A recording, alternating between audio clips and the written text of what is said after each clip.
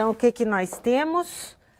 Que aquele limite é o limite quando epsilon tende a zero de menos s elevado a menos epsilon s. E no denominador, quando eu derivo com relação ao epsilon, eu obtenho s.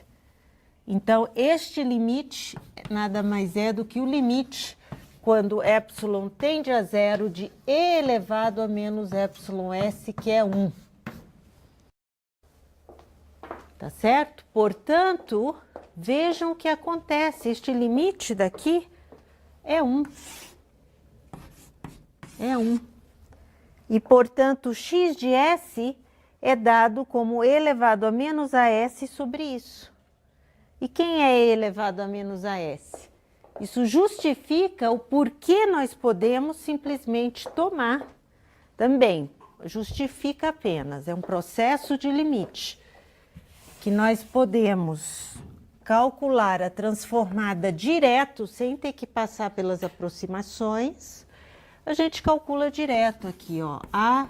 S ao quadrado x de s, mais bs x de s. Como os dados iniciais são todos zeros, eu não me preocupo com os outros termos. Cx de s igual a quem? A transformada disso. Quem que é a transformada disso? Ó aqui. E elevado a menos a s. Então, aparece de forma natural. É só colocar o e elevado a menos a s. Tá? Então, olhando para essas aproximações, eu entendo também que eu posso trabalhar de forma direta, substituindo aqui o delta de Dirac por sua transformada. Elevado a menos a s.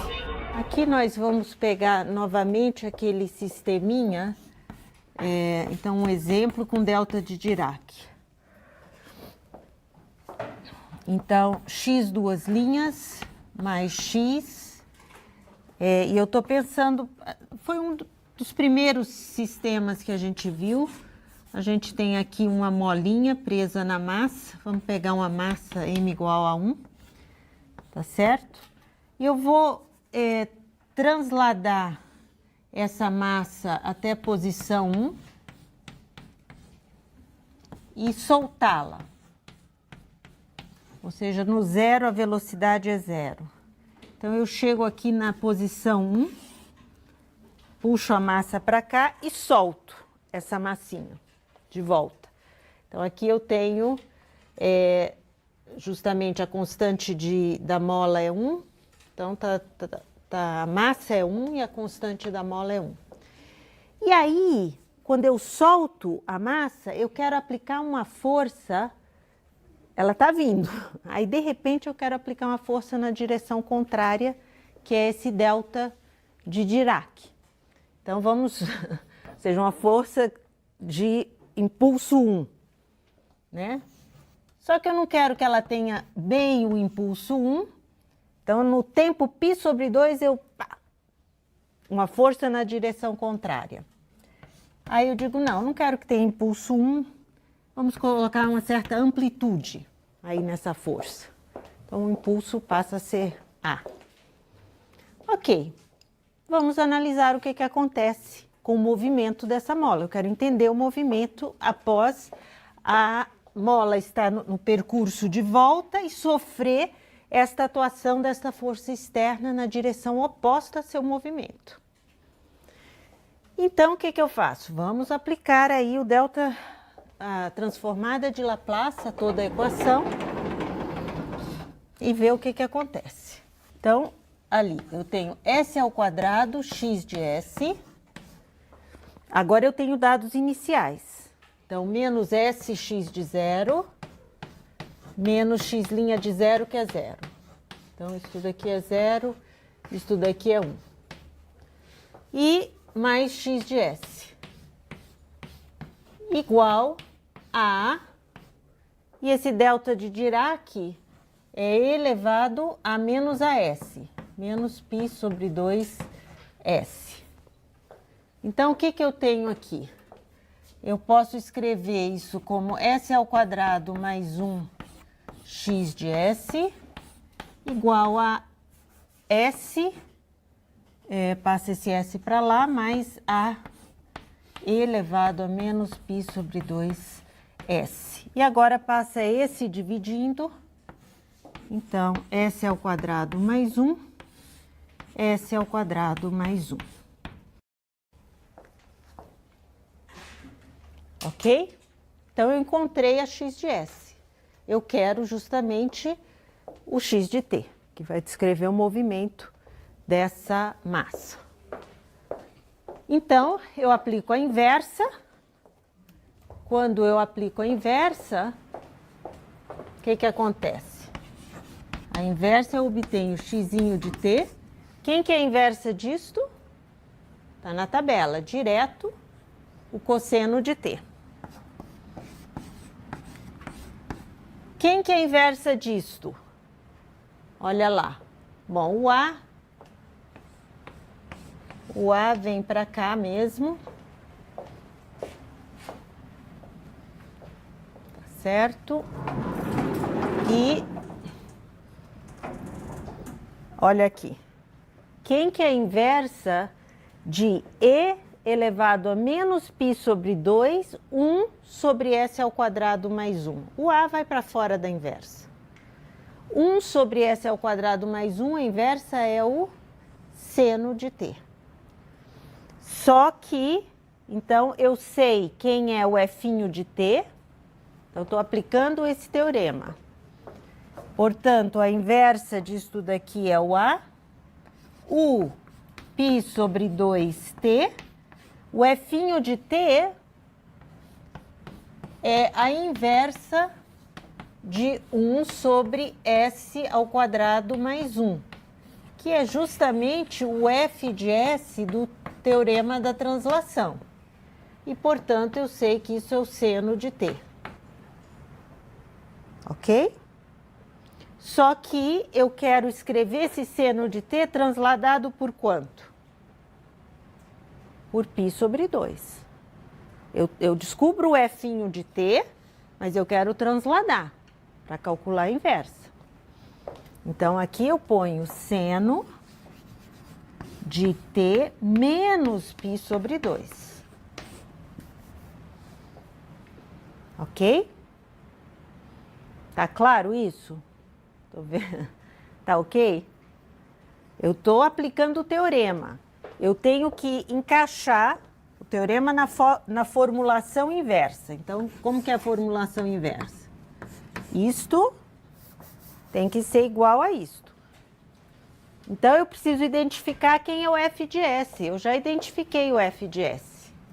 O f de S é justamente 1, né? É isto daqui, 1. Esse é o f de S. E a inversa do f de S sempre produz o f' de t. E para usar o teorema, eu preciso do f' de t transladado. Então, não adianta colocar lá seno de t, e sim seno de t menos a, que é o π sobre 2. Então, aqui eu calculei a inversa usando o teorema da translação em t. Como eu falei, esse teorema é muito importante. Teorema da translação em t. Muito bem. Agora, o seno de t menos π sobre 2 nada mais é do que menos cosseno t. Simplificando, isto é menos cosseno t. Então, vejam o que é esta função.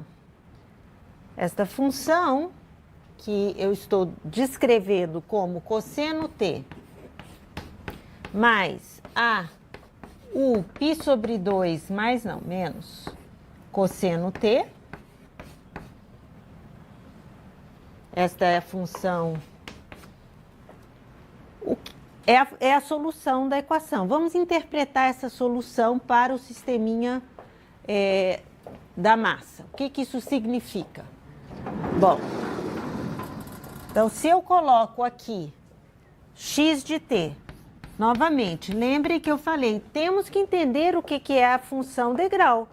Para t menor que π sobre 2, isto vale quanto? 0. Então, para t menor que π sobre 2, isso vale cosseno de t, apenas. Sobra só o primeiro termo. Isso também pode ser visto... Isso. Quando t é maior ou igual que π sobre 2, isto vale 1. Então, para t maior ou igual que π sobre 2, eu tenho 1 menos a cosseno t. Tá certo? Então, o que acontece quando eu olho para o gráfico desta solução? O gráfico dessa solução é justamente a função cosseno até chegar em π sobre 2. E depois é 1 menos a cosseno t. Então, nós temos, na realidade, dependendo dessa amplitude, várias possibilidades. Então, vamos lá. Se A é bem maior que 1, ou seja, essa força externa tem um impulso bem maior que 1, então o cosseno é negativo. Então, primeiro, π sobre 2 está sempre modelado com cosseno, e, portanto, eu tenho esta curva, que chega aqui, a curva do cosseno. Depois, o que acontece? Se A é bem maior do que 1, eu tenho este número negativo, ou seja, o cosseno de t está sendo multiplicado por um número negativo, e essa função, portanto, aqui tendo uma amplitude ainda maior, o que acontece? Tá certo?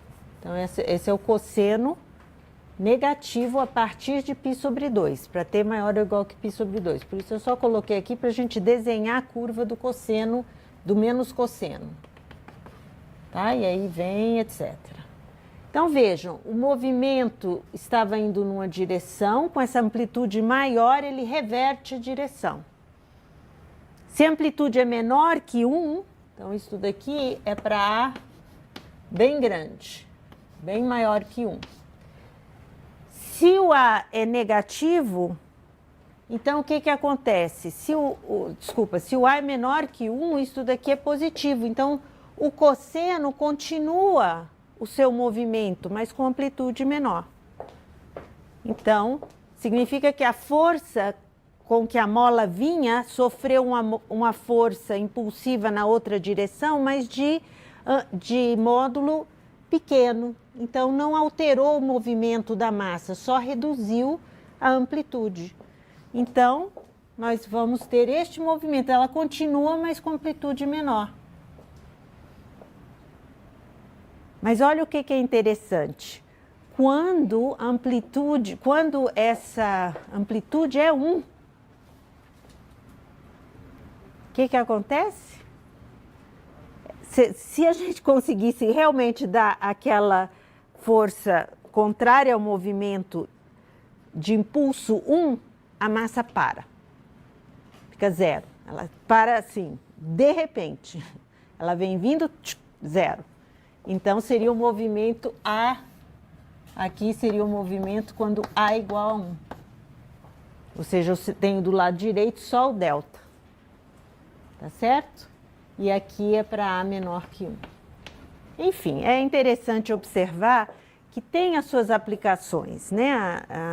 Vem destes sistemas mecânicos elétricos, entender no caso aqui, né, o movimento da massa. Muito bem. Eu gostaria de passar o princípio de Duhamel, por quê? O princípio de Duhamel deixa claro o que nós estamos fazendo quando calculamos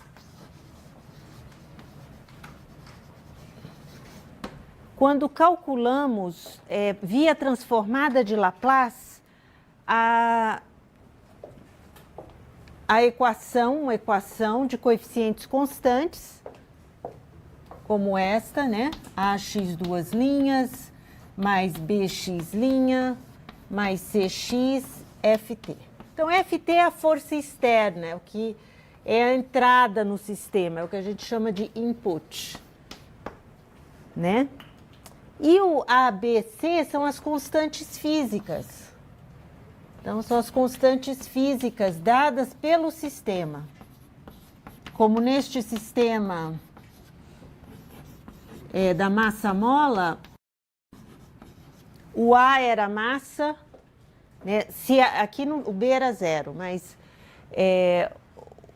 o B está ligado à força resistiva e o C à constante da mola. Então, são todas propriedades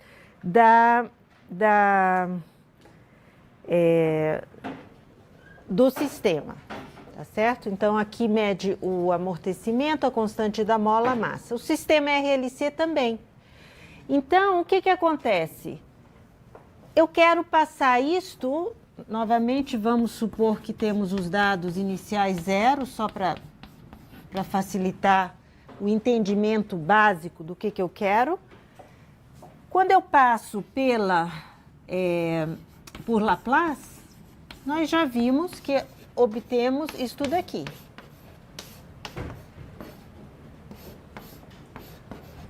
Igual a um certo F de S, que é a transformada dessa força externa. O que acontece? O x de S, portanto, é igual a 1 sobre AS ao quadrado mais BS mais C, F de S. Ok? Eu chamo isto daqui de, vamos dizer, de W de S. Então, eu tenho W de S vezes V vezes F de S. Quem é a inversa? Quando eu tenho duas transformadas que se multiplicam, quem que é a inversa? Qual propriedade a gente viu há 2 aulas atrás que me dá a inversa? É a convolução. Então, eu teria justamente a convolução como sendo a inversa. Então, é um procedimento absolutamente usual. Aqui eu coloquei na formulação geral, nós vamos ver problemas específicos agora. Mas esta função W de S, que vocês veem, depende das constantes do sistema, ela é chamada muitas vezes a função transferência.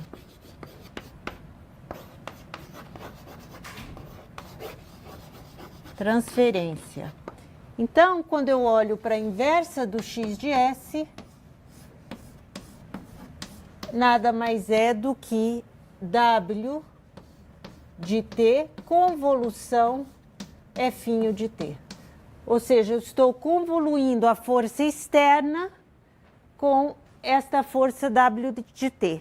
Muitas vezes chamado um peso, ou também outro nome que é dada é resposta ao impulso. E por que resposta ao impulso? Porque, vejam, uma forma de olhar para quem é esta W de T, esta resposta ao impulso, aqui é a força externa, né, o input. Então, é olhar para o mesmo sistema, AX duas linhas, mais BX mais C, igual, mais CX' mais CX, igual ao delta zero de T. Por quê? Quem que é transformada do delta zero de T? É 1. E quem que é transformada disto? AS ao quadrado mais BS mais C, X de S. Então, o X de S aqui nada mais é do que 1 sobre AS ao quadrado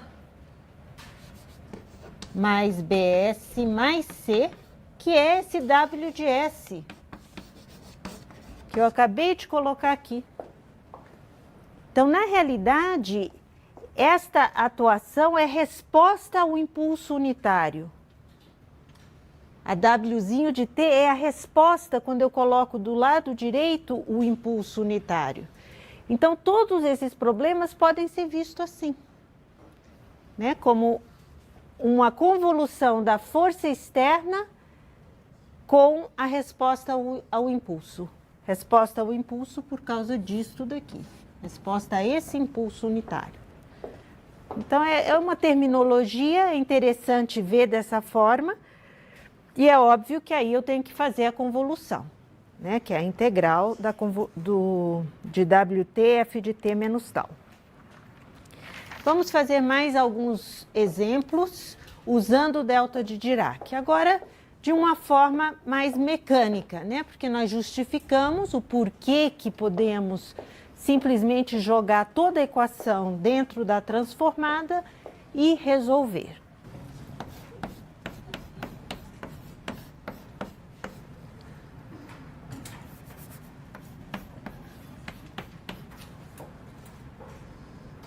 Igual a delta π sobre t mais delta 2π sobre t com x de 0 igual a 0 e x' de 0 igual a 2. Então, vamos lá. Aplicando a transformada de Laplace, o que eu sei? Aplicando... Nós já estamos cansados de fazer isso para o lado esquerdo, né? Então, nós sabemos que isso é s ao quadrado, x de s, menos s x' de 0, que é 0, menos x' de 0, que é 2. Mais 4s x de s, menos x de 0, que é 0. Então, eu não preciso colocar isso. E mais 5x de s. Isso é igual à transformada de Laplace, agora desta soma de delta de Dirac. Ok, a transformada do delta π é e elevado a menos π vezes s. A transformada do delta 2π é e elevado a menos 2π vezes s. Ok? Então, pronto. Já passamos os dados iniciais e toda a equação por Laplace. Agora, vamos ver quem é o x de s, para podermos calcular a inversa. Então, nós temos aí s ao quadrado mais 4s mais 5, que multiplica o x de s, passo 2 para o outro lado, e mais... elevado a menos π vezes s mais elevado a menos 2π vezes s. E agora eu divido por s ao quadrado mais 4s mais 5, que, aliás, é um quadrático irredutível, né? Então, como que eu faço com esse quadrático irredutível? Eu posso reescrevê-lo da seguinte forma, completando quadrados aqui desses dois primeiros termos. Quadrático irredutível é as raízes complexas. Então, eu coloco s mais 2 ao quadrado, portanto, eu acerto estes dois termos. S ao quadrado mais 2 vezes o primeiro pelo segundo, 4s, mais 4. Só que aqui eu tenho mais 5. Então, como aqui já tem mais 4, eu ponho mais 1. Então, isto daqui tudo... é isto daqui. Então, eu vou passar dividindo por isto. Então, eu tenho que x de s é igual a 2 dividido por s mais 2 ao quadrado mais 1, mais elevado a menos π vezes s, s mais 2 ao quadrado mais 1, mais elevado a menos 2π sobre s, s mais 2 ao quadrado mais 1. Então, novamente, nós estamos usando para calcular estas inversas, dois tipos de teorema de translação. Um que eu acabei de escrever, que é toda vez que eu tenho um e elevado a menos AS f de S, a transladada, isto daqui, a inversa, é U de AT, F de T transladado. Este é a translação em T. Mas nós também vimos o teorema de translação em S, né? Que é a inversa de uma translação é o efeito que tem multiplicar a função f de t, cuja transformada é o f de s, por e elevado a t. É isso que é o teorema de translação em S e de translação em T, né? Então, vamos olhar para este daqui. O que eu aplico aqui? O que eu aplico aqui? Translação em S. Nós temos uma função f de S que está transladada. Onde aparece S, aparece a translação. Não é? Uma espécie de um f de S mais 2. Né? Onde aparece S, aparece transladado. Então, transladado por menos 2. Então, aplicando esta propriedade, a inversa disso, quem que é? E esse A, é importante. Então, essas propriedades estão justamente aí na tabela. Portanto, a inversa disso daqui é elevado a menos 2t. Agora eu preciso escrever quem é o f de t. Quem é esse f de t que eu tenho que colocar aqui? O f de t que eu preciso colocar aqui é a inversa do f de s. Não é? Este daqui é como se fosse o f de s mais 2, porque está tudo transladado. Aqui eu preciso da inversa. Isso daqui é a inversa do f de s. Eu sei quem é fs mais 2, portanto, eu sei quem é f de s. Quem que é f de s? 2 sobre s ao quadrado mais 1. Então, eu sei quem é o f de s. O f de s é igual a 2 sobre s ao quadrado mais 1, ok? É o próprio f de s mais 2 agora visto em f de s. É como se quase colocasse um s grande aqui. É isso. Tá? Então, eu estou olhando para a função f de s mais 2 sem ser transladada. E isso é automático, porque está na tabela. O 2 vem para fora. Então, a inversa desse f de s, que é o f de t que eu estou buscando, é igual a 2 seno de t. Então, este f de t aqui é 2 seno t. Então, vejam, eu calculei a inversa disto. E menos 2t vezes 2 seno t. Tá? Então, eu já tenho a inversa disso.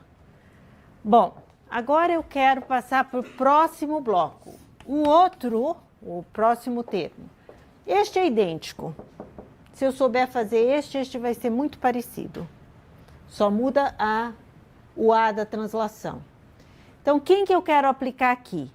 Na realidade, eu tenho que aplicar os dois teoremas. Mas como eu já apliquei e conheço quem é a inversa deste pedaço, aqui com 1, eu sei quem é a inversa disso. Então, eu posso simplesmente aplicar direto. Eu conheço o f de t disso daqui. Então, vamos lá. A inversa de e elevado a menos π vezes s vezes 1 sobre s mais 2 ao quadrado mais 1. Então, a inversa disto daqui, eu vou escrever aqui. A inversa de 1 sobre S mais 2 ao quadrado mais 1. Quem que é? Quem que é esta inversa? É uma translação também, não é? Então, eu tenho e elevado a menos 2t. 1 sobre S ao quadrado mais 1 é o f' de t. Então, seno de t. Então, eu conheço a inversa deste pedaço. Então, usando o teorema de translação em t, isto é igual, este π que é importante.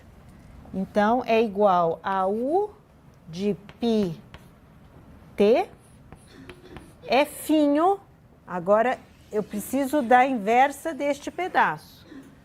Portanto, f' de t menos π. Então, isso que é importante saber. Bom, eu já vi que a inversa desse pedaço produz o f' de t igual a e menos 2t seno t. Esse é o f em t. Eu preciso em t menos π, portanto, isto é igual a u π t e elevado a menos 2, e agora eu tenho que transladar t menos π. Seno de quem? Não de t menos π. Tá certo? Então, a inversa disso é isto. E da mesma forma, a inversa da terceira parcela nessa soma.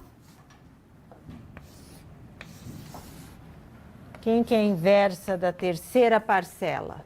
E elevado a menos 2πs, 1 sobre s mais 2 ao quadrado mais 1 é igual a u, agora 2π de t, elevado a menos 2t menos 2π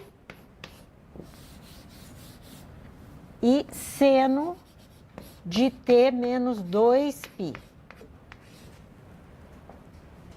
Tá? É a mesma coisa, só que transladado agora por 2π. Então, nós encontramos a nossa solução x de s como sendo exatamente essa soma. Então, vamos só reescrever a solução x de t é igual a e elevado a menos 2t, 2 seno t. E notem que todos eles, depois é possível simplificar a expressão. Mas vamos deixar assim por hora. Seno t, que é a primeira, calculei a segunda aqui, mais o π t elevado a menos 2t menos π seno de t menos π, e finalmente mais o 2π elevado a menos 2t menos 2π seno de t menos 2π. Ou seja, é a soma das três inversas de cada uma das parcelas da soma. Tá bom? Então, obviamente, isso tudo novamente é um sistema mecânico. Imagina interpretar o movimento, né, de um oscilador harmônico, né, forçado com amortecimento. É isso dali. Então, tem que realmente destrinchar aquela solução para estudar esses senos, esses cossenos que estão dando esse movimento vibratório para o sistema e como ele, por exemplo, como que a massa se move nesse sistema.